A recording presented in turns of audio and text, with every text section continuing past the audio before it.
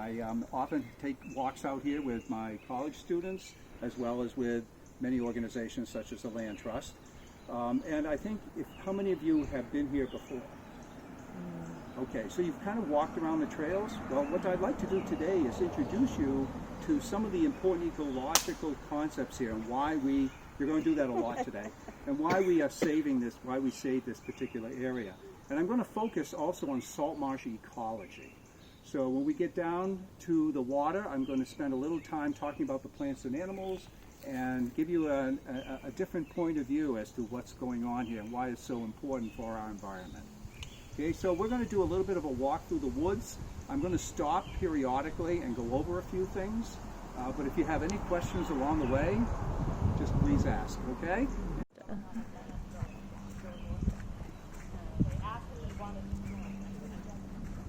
So again, like I said, people can drive down here this time of the year, and occasionally that happens. So if we do see a car, whatever, we just have to pull off to the side here. It's open to the public through Labor Day as far as vehicles are concerned, but it's open year-round to everyone to come in here and walk. And I come out here 3 or 4 times a week for the last 50 years. Gil, do you know what the distance is that we're going to go? Pardon me? The actual distance? I would say no more than 1.5 miles, okay. Max 2. We're going to circle around, and I usually take my students out into the marsh itself. We won't do that, okay? I will go down now the edges, and we'll stick to the trails. You probably noticed a sign, just to give you a little bit of a warning. You're used to this if you're on Cape Cod, is when you get home to check yourself for deer ticks. We're not going to go into any tall grass or areas where that might be a problem, but I always recommend that for everybody. And as if we haven't got enough to worry about these days, you still have to be concerned about deer ticks and Lyme disease. So just a word of caution. Everywhere you go in the Cape, it's pretty much like that. Conservation area. This area was preserved by the town of Barnstable. I think it was around 1985. It was part of an open space plan that the Conservation Commission put together, in which they looked for a specific parcel of land in each one of the 7 villages of Barnstable. At that point, it was considered one of the largest open space plans in the history of Massachusetts at that time. I was the chairman of the Barnstable Conservation Commission when we set this aside. I remember explicitly all of the arguments and details regarding this particular spot. But fortunately, the voters in this town decided to preserve it and protect it, and now it's open to the public. But it does so much more for people in this area, because Crocker Neck is also a water recharge zone. And so prior to the acquisition, there were plans for this to be entirely developed, and which case that might have had a negative impact on our groundwater drinking water supply. As it is now, the town has more than made up for the costs because it has been protecting that water supply. It's also a major wildlife area. We did wildlife surveys out here, both plant and animals, and there's a huge diversity of those different species that you see in this area. If you look around you, you can see it's kind of a mixed woodland between pines and oaks with an undergrowth of huckleberry. Also, there are a lot of other particular plant species that we'll see as we move down towards the water's edge. You can see the marsh from here. The marsh is really the most important part of Crocker Neck, in my opinion. And we'll talk about why salt marshes are ecologically important when we get down to the water. When you were driving down here, you also saw another sign that said Crocker Neck Interpretive Trails. Do you remember that? So you could always park there as well and walk on the intersecting trails that come all the way around here and then connect with this one too. So this is a great place to explore if you like to go hiking. There's certainly a lot of opportunity to walk around and see different things. We're going to walk on a specific trail today. We're going to stay in this one and do a loop all the way around so that we at least get down to the edge of the marsh over at Papaneset Bay. Now, as we start to descend, and the word is correctly used, we are going from a higher elevation to a lower elevation. And that's the movement of groundwater on Cape Cod. I don't know if you realize this, but we have a single source aquifer, which means we get all of our water out of the ground. And it gets replenished by rainfall and snowfall. I was a little disappointed we didn't get much rain last evening, because we could have used it. And what happens is the sand is saturated with water, and we just pump it right back up for our drinking water. So this is a very important area for that perspective. The other thing that we'll see too as we get down to the water is that the vegetation begins to change. We start to see different kinds of plants that can tolerate salt spray and other aspects of being close to the water. So I'll point that out to you as well. We'll stop at different places. But again, just stop me if you have any questions. Okay, so let's continue walking down here. It's a bit of a walk till we get to the marsh, but I think you're going to really enjoy it. And like I said, you can come in here at any time on your own. Sarsaparilla. And wild sarsaparilla in the spring is really interesting in that it puts out a little tiny fruit, which now has of course passed, and it looks like a little ball of flowers here. And sometimes poison ivy will grow amongst it, so you have to be careful. But that is not poison ivy. And yet a lot of people confuse it. So how would you make the distinction? This one you can see has more than 3 leaflets. Okay. And when I say leaflets, I mean attached to a compound leaf, whereas the poison ivy is clearly 3. Also, a lot of poison ivy right now, as we'll see, is putting out berries, and I'll point that out too. But you have to be careful with poison ivy year-round, not just in the summertime. And it's a pervasive plant. Yeah, and you do also notice that these stand up on a single stalk and they look almost like a flower would, whereas you notice the growth patterns of poison ivy, they tend to be more vine-like, and even in the winter, they look more similar to coral. They have this kind of funny shape where they wind, they don't grow straight. And they have like, in the winter, they have like a little terminal bud, a curved terminal bud. Exactly. And in addition to that, they can grow, as you say, lily vines, woody stems growing up the sides of trees, shrubs, many different forms of growth. So all of this is the sarsaparilla? Pretty much. I don't see, pretty much. Okay. Again, I would always look first. Are poison ivy more shinier, or they glossier, or they seem to... Yeah, they can be, and I see a couple in here. There's a couple in here. Yeah. So, Okay. yeah, but we'll see even a better close-up when we get up down by the dunes. Okay. Comfortable picking your own mushrooms? You know, I've studied, good question. I've studied mycology. My background was in phycology, which is algae. So part of that I studied it. And I still don't feel comfortable in consuming any mushrooms in the wild. I've been out with people that do. And I think even at the Land Trust we've had a couple of people who are experts. I don't consider myself an expert. And I do know that a lot of them sort of mimic edible ones. And there are some that are okay, but no, I only get my mushrooms at Stop and Shop. Yeah, I hear you. So, oh, we got a dog coming through. So we'll let her get by. And then I'm going to talk to you about pines. Hello. Hi. White pine? Is it a white pine? Yes, exactly. This one is a white pine. So we have 2 kinds of pine species out here. This is a white pine, and then you see these real tall ones up here. Those are pitch pine. Some of the white pine get pretty tall as well. A couple of things, there are differences between them. The pitch pine, the needles exist in clumps of 3. We call that a fascicle. So if you count the needles, there's 3, it's usually a pitch. White pine is 5. Also, the cones are quite different. The female cone in a pitch pine is sort of round and prickly. The cone of the white pine is much more longer and smoother. One of the things about this too is you can almost age these to a certain extent, that each one of these represents, between the branches, 1 year of growth. And so sometimes you can see that there were years where there was a lot of rainfall, other years where there wasn't as much rainfall. The only problem with that is when you get these congested populations of trees, because what they'll do, if you notice, they don't bother to expend any energy in the lower branches. In fact, they pretty much got rid of the lower branches and all of the leaves and needles because they're competing for sunlight. So you look up into the canopy, and that's where you see all of the photosynthetic activity taking place. So for these young ones going along the edges, that's a pretty more or less accurate way of aging them. But if you get a real tall one that's dropped all of its lower branches and leaves and needles, then you can tell immediately that that's not an accurate way of aging those particular trees.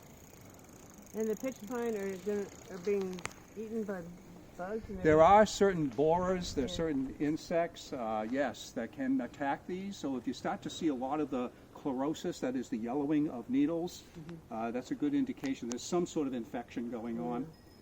And also, if the male cones are the little tiny brown ones, these things. Those are the male cones. Oh my goodness. Those are what put out all of that yellow pollen that was really pervasive this year. This year was amazing. And a lot of people are, of course, allergic to that. I know in my house it was coming in the windows and it was just so thick. If you were to look at some of those pollen grains under a microscope, you would see that they have what I call Mickey Mouse ears. It's like a little flap, which allows it to be distributed by the wind. And so the female cone is the one that produces the seed, and that's what we usually think of when we think of a pine cone. Okay? So I just want to point that out because these are very common trees in the area. They're also, you see a lot of the white oaks as well. There's a white pine here, a very tall one that you can see. And while you can still see some of the branches over time, it's basically just, drop them, lost their leaves and needles. Why put out the energy if there's no sun? They focus it up in the canopy in the upper part of the tree. Okay. Both of these are native to Cape Cod, by the way. Some fairly robust poison ivy. And what I wanted to point out is this one's putting out a lot of berries. As you can see, they're green right now. They'll kind of turn gray a little later in the year. So poison ivy is a pervasive plant. It's also very important ecologically. Now we need to avoid it because in the tissues, in the sap, throughout the plant, the stems, the leaves, the roots, there's a substance called urushiol. And it's urushiol which causes the dermatitis, the skin itch, if you come in contact with it. All you have to do is come in contact with a broken part of the plant. So an insect's been nibbling on a leaf or a stem has broken in a certain area and the sap's come to the surface. If you come in contact with that, you can get the dermatitis. Now, some people tell me, I can roll in it and I never get it, I'm immune. Be really careful about that. Childhood immunities do break down in adulthood. And also, that person may not have come in contact with the substance, and it's not uniform throughout the whole plant. Some may have more than others. So there's all kinds of reasons why you may not have got it. So I tell people just avoid it. Now, here's the defense of poison ivy. Poison ivy is an extremely effective erosion control plant. So you often see it growing on dune systems with other species as well, and it does work. Secondly, those berries are actually a major food source for a lot of bird species. I've read up to 24 different species can feed on the berries with no ill effects whatsoever. They don't get this problem we have. So from that point of view, poison ivy actually can be very helpful. We used to joke when I was on the Sandy Neck Governing Board in town years ago, I guess this is going to go on tape, we used to kind of joke at how do we keep people off the dunes? Well, these days there's two reasons. One, poison ivy, and two, deer ticks. So we used to say, well, why don't we just plant some poison ivy and that'll help control people from getting on there, but you do have to watch out for it. So again, it's an important plant ecologically, but when I think about it, I did my research, a lot of it in North Florida, and everything there wants to kill you. So there's like fire ants and alligators and copperheads and rattlesnakes and giant spiders and you name it. Here, what do you have to worry about here? You have to worry about poison ivy, deer ticks, and if you see seals in the water, don't go swimming near them. That's it, pretty much. Everything else is pretty much safe around here. So, point of view, this is what we sometimes refer to as the edge effect. The edge effect is a transition between communities. And they're very important and they're of great interest to scientists because as you see vegetation beginning to come in through different successional patterns, you also see different kinds of animals that are able to survive as well. And any good management program for open space tries to maintain a variety of different habitats. Think of the Cape Cod National Seashore, where they try to maintain the open fields, they have the woodlands, they have the dune systems. The idea is to increase the diversity of wildlife in the area and not just have it dominated by a handful of species. So in here you can see, this was an area that was done a prescribed burn. You can see there's some grasses, some cushion mosses coming in, some of the greenbrier is popping in as well, and then a few small plants. But over time, this area will be colonized by the large trees that we've seen throughout most of this area. what happens too is they're also what we refer to as wildlife corridors. So you see smaller animals, insects, small mammals, whatever, that will also come in these areas where you wouldn't see them in the deep woodland.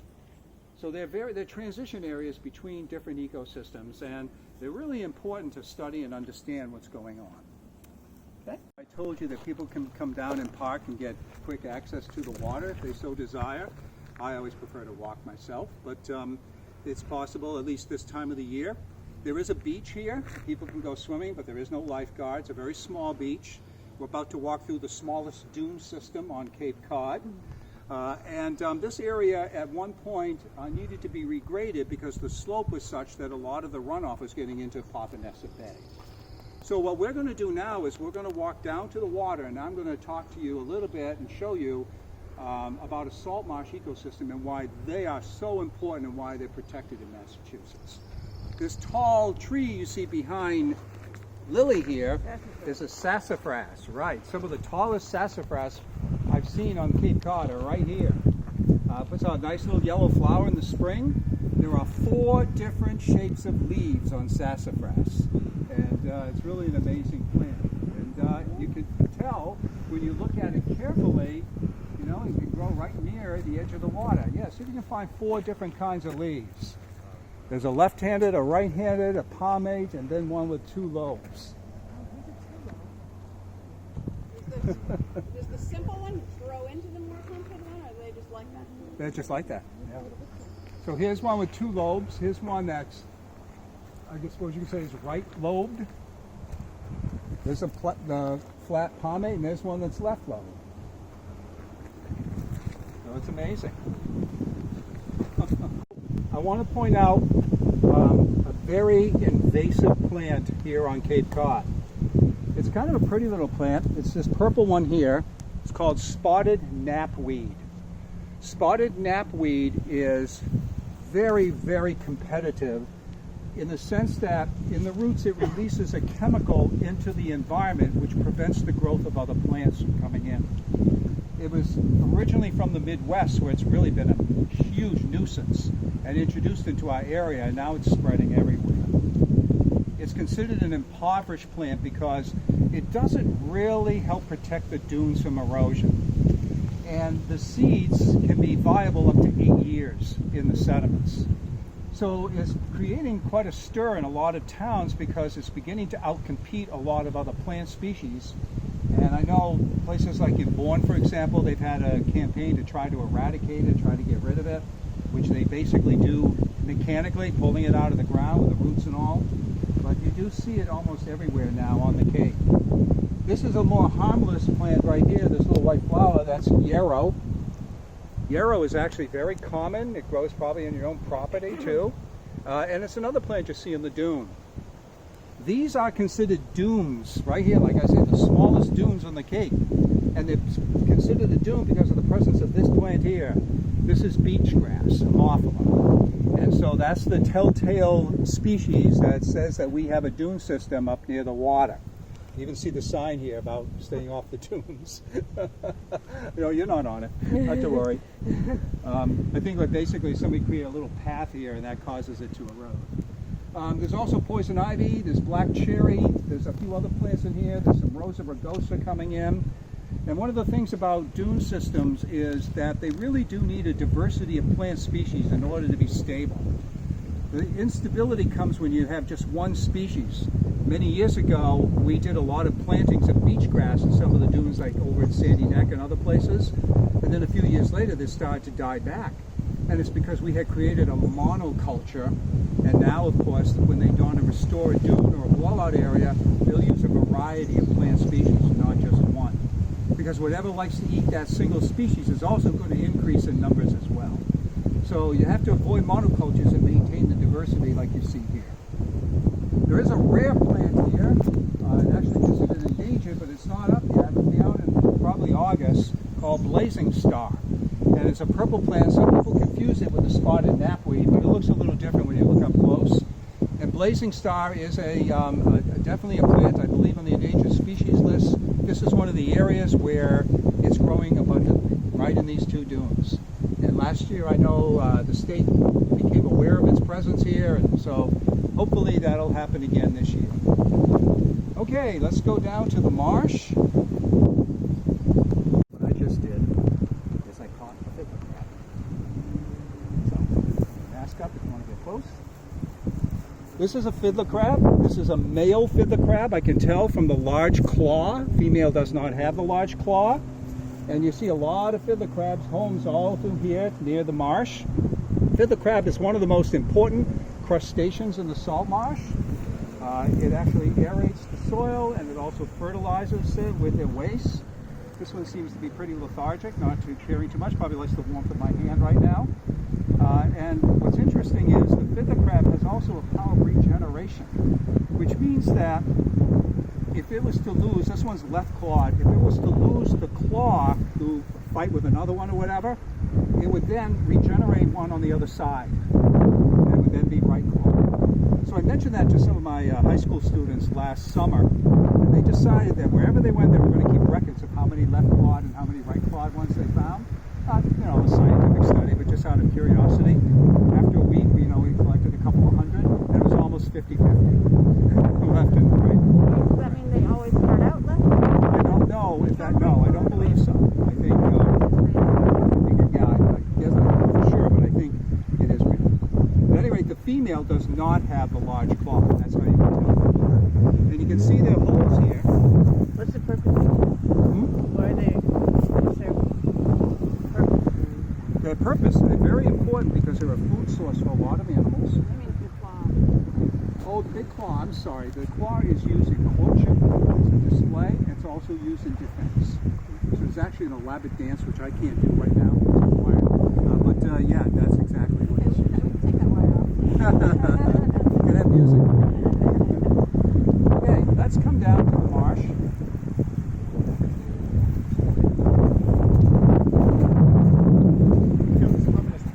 This is Papaneset Bay. That's correct. And it's connected over there with Quincrisset Cove, which we'll also take a look at. So a few years ago, my students asked me, what's the most important plant on Earth? Well, the answer is, of course, they're all important. But I did answer, and I picked this one here. I said, I select cordgrass, which is also, the scientific name is Spartina alterniflora. And the reason I picked it, for many reasons, is that this is a protected species, and it ultimately supports either directly or indirectly all of the fin fish and shellfish in our shore. Because when it dies and decomposes, it forms these mats, which you can see behind you there. See all that dead grass in there? That's called detritus, and that's basically an organic food source. A lot of it gets washed out here, and when it gets washed out to sea, it starts to get broken apart by bacteria, microorganisms, tiny little critters, and then it gets passed all the way up the food web. In addition to that, Spartina also is an important buffer zone between the open water and the land. That's one of the reasons marshes are protected, is that it not only protects our property in upland areas, but it protects our freshwater drinking water supply from saltwater intrusion. So if we were to have a big storm, and we do get them on Cape Cod, nor'easters, hurricanes, or whatever, they act like a cushion to kind of prevent that from getting worse. Now, you may ask yourself the question, how can it possibly survive here? How can it survive in salt water? Because it does get inundated a couple of times a day.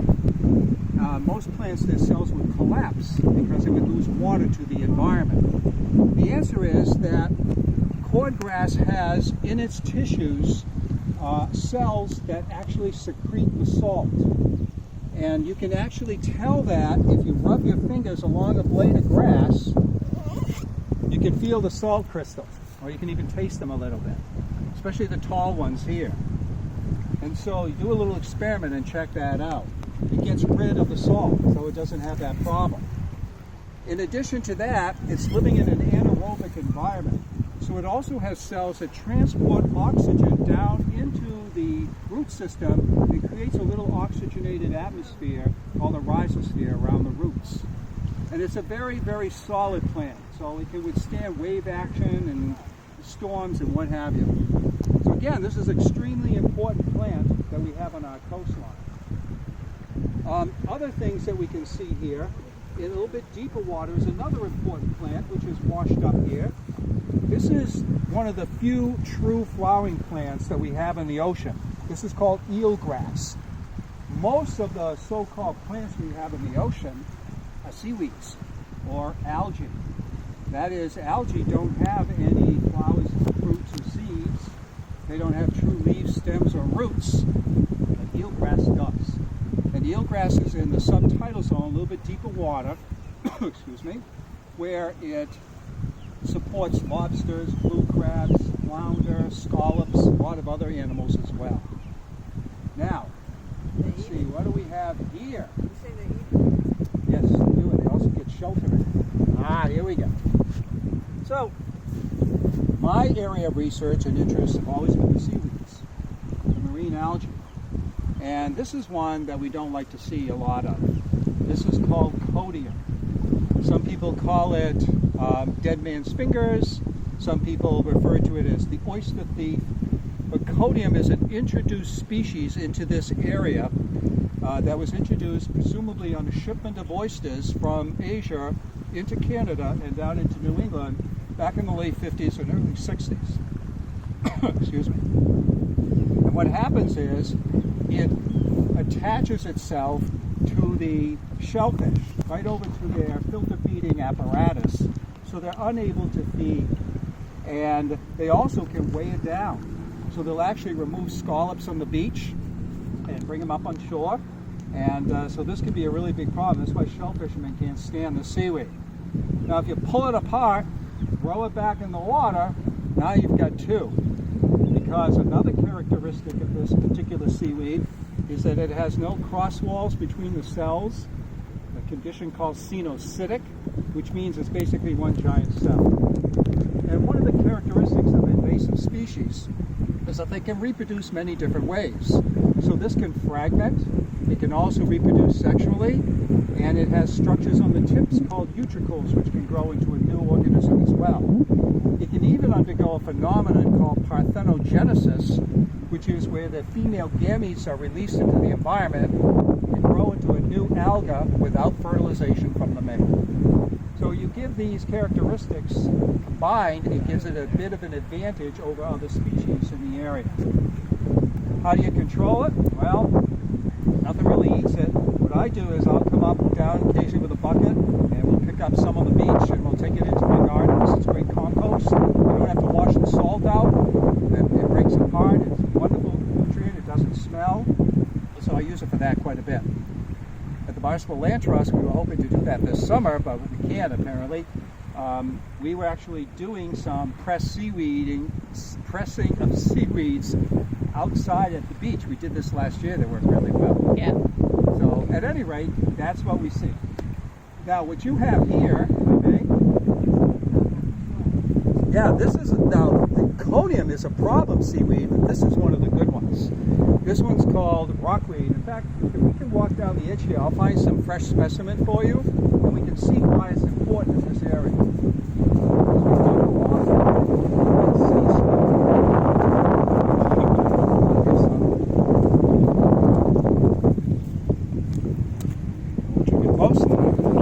So here's some rockweed here. We'll pull off a little piece of it, big piece of it. And what's interesting about rockweed is it forms all along the banks here of the salt marsh, and underneath there's a large number of animals, particularly ribbed mussels. So it acts as sort of a protective layer or canopy, protecting any small animals that live underneath it, particularly at low tide, so they're not exposed to the bright sun or the desiccation. This one also has these swollen tips, which you can see along the edges here, all along the branches. These actually have the conceptacles, which are the reproductive structures that they release into the environment. Fertilization takes place and they settle back down again. Rockweed also is an important erosion control. It forms this layer just beneath the cordgrass, which helps protect the banks from any erosion that might be undermining the grasses. And so rockweed's one of the good guys. Now, some of the rockweeds, I don't see, oh yes, this one does, also has growing along the banks, along the midrib, these pair air bladders. Everybody see these? Mm-hmm. please do not pop these. That's what people did or kids do when they find them. And that's because they're filled with a gas that helps it float to the surface at high tide so it can maximize photosynthesis. Are the things on the end of it? Well, only if they are swollen like that, but they're going to release the gametes and they'll be flattened. It's the air bladders which are paired. So this is fucus vesiculosis because it has a paired air bladders. It's those that help it float up to the surface. And that gives them an advantage. Even though they're brown in color, they still have chlorophyll and photosynthesis. So that's an important one. Let's see if I can find some root muscles. Oh, there we go. So these are really interesting. Yeah, notice how they're just embedded into the banks here. So rib mussels are very interesting. First of all, there's literally thousands of them all along the banks of Crocker Neck. And they form these large clumps that hold it together. And they're filter feeders, so that when the tide comes in, they'll filter feed small particles of food, algae, and what have you. But if you try to pull them apart, you'll notice they're really tight together. They have these structures called missile threads, which are one of the strongest proteins in the natural world. They are a favorite food source of sea stars, which can come in. They get into a little tug of war with the mussel. And the sea star, remarkably, when it gets the mussel open a little, diverts its stomach outside of itself into the mussel where it digests again. By the way, this is not the edible species. The mussels that we eat are the blue mussels, which are found more on the rocky shore. I did meet somebody that says that she eats these things, but They don't taste good. they don't taste good. There are a lot of other shellfish out here which people do collect. I just saw a natural resource officer come down, maybe checking on that. Quahogs are very common in here, soft-shelled clams as well. People ask me about this foam. Is this a sign of pollution? The answer is no. Basically an oxidation reaction between the air and any chemicals in the solids or the water. So you sometimes see this, especially when there's a lot of wave action or wind. You'll see it growing along the shore, but it is not a sign of water pollution. Is there any reason that it's fine? When we live in New York, there's a lot of oysters. It would have to be because the shellfish beds are contaminated, because there's no reason otherwise. But if the water is fine, there's no reason why you can't. I don't see why you can't. Yeah, they're the same ones you eat anywhere else. But oftentimes if they say don't eat the shellfish, it's because there's high bacterial concentration. There may have been a recent rainstorm which has washed off a lot into the bays. This happens occasionally here. It could be a shallow area, it could be all kinds of contamination. And they tend to concentrate it. Could be red tide. Red tide occurs in the spring often. It's caused by another kind of algae, a microalgae, a dinoflagellate, and that has a toxin, a neurotoxin, which becomes concentrated in the tissues of shellfish. It doesn't affect the shellfish, but it can make you sick if you eat it. So there can be all kinds of reasons why they say not to. Another mollusk that you see quite common going through here is this little tiny snail. These are mud snails, and they are also feeding on the little bits of detritus, broken apart food items, plant material. Sometimes you'll see them descending on a dead fish or whatever, but they are the scavengers of the marsh, and they exist by the gazillions in the marsh system. Very important. You see in salt marshes is zonation. You see very distinct bands of vegetation from the water's edge all the way to the marsh. So you see the tall cordgrass closer to the water here that we looked at. It's very effective at this time of the year. Dies back in the winter. If it looks like I'm a little bit taller right now, and you see this shrub here, this is called marsh elder. But you can see it forms a ring all the way around the marsh. Just with slightly higher elevation, it can also be covered with water during storms or spring tides. But at the moment, for the most part, it just takes salt spray. And then out here, the bulk of the marsh is another Spartina species called Spartina patens, or the marsh hay. It used to be used many, many years ago as a source of hay for their farm animals, a source of thatch, but now, of course, it's protected. And you sometimes see these little pools of water out here, such as this one. These are referred to as pans, P-A-N-N-E-S. Some people call them tide pools, but technically in a marsh they're referred to as pans. This is a place where a lot of tiny animals might get stranded at low tide. You sometimes find small horseshoe crabs, worms, even small fish that might get stranded in these areas. So if you can see from here, all along there, that tall grass on the other side is a creek. And that creek connects the water all the way up into a large pan, which we're going to walk to through the woods. We won't go to the marsh. And we'll see how they're interconnected back there as well. I usually take my students here right out into the marsh. We walk all the way around and so forth. They have to wear boots, needless to say, but we won't do that. Instead, we'll go high and dry on a nice trail, and there's even a place for us to rest for a minute.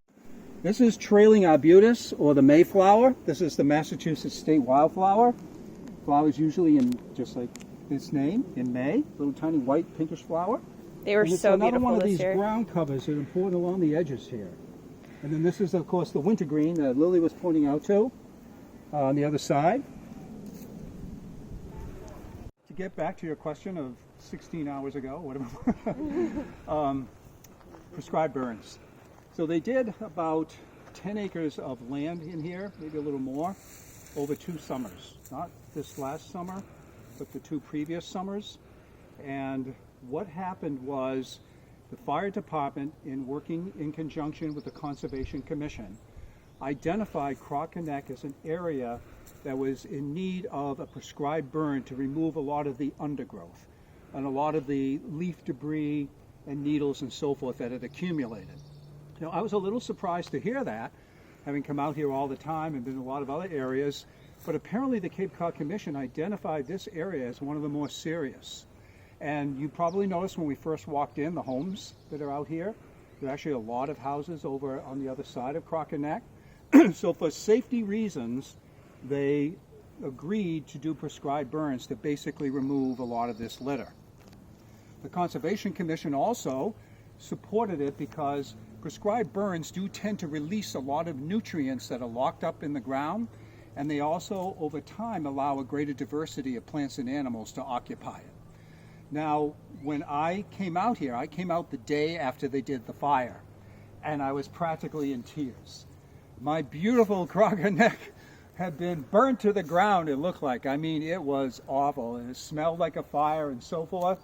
And then the ecologist in me kicked in, and I realized, give it time, this is a standard management practice that does work.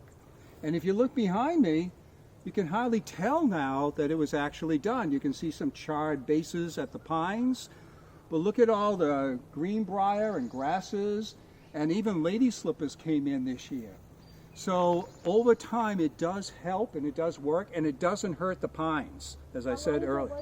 When was the burn? It wasn't last summer, but the 2 previous summers. Gotcha. Okay.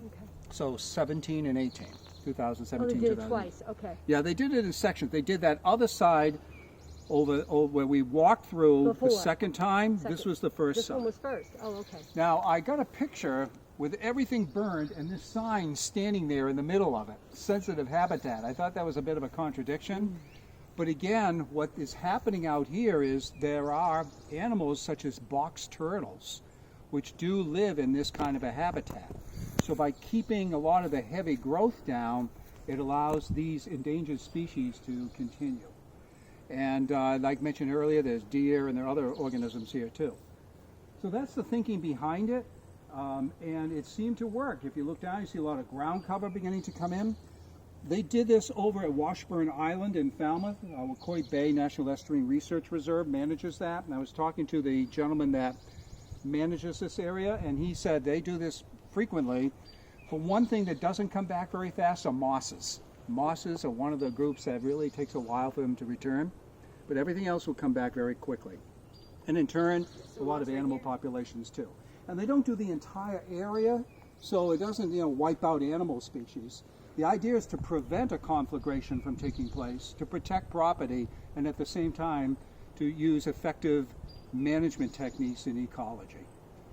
So it made a lot of sense. I just didn't realize Crocker Neck was way up there for areas of concern. And that is better than just removing the Correct, all the dead. because what happens too is it does release a lot of the nutrients that are being locked up in the sediments. And again, this is, like I say, the Cape Cod National Seashore does this all the time, also to maintain diversity of habitats like